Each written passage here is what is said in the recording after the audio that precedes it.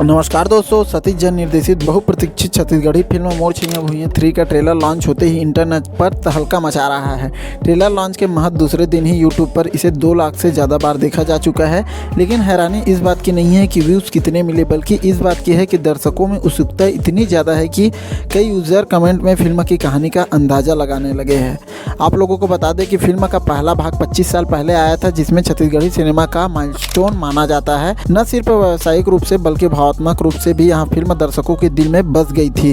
मोर छैया भुइयां 2 को पिछले साल रिलीज किया गया था, जो ब्लॉकबस्टर साबित हुई। इसके बाद ही तीसरे भाग की मांग उठने लगी। निर्देशक सतीश जैन ने उसी भरोसे पर भाग 3 की घोषणा की है। फिल्म के निर्देशक सतीश जैन ने एक दिलचस्प वाकया साझा किया है। उन्होंने बताया कि फिल्म में दादी का किरदार निभा रही सुमित्रा ने एक सीन को लेकर उनसे कहा, मैं इस सीन को अपने तरीके से करना चाहती हूँ, जबकि वह सीन पहले से शूट हो चुका था और बढ़िया भी हुआ था।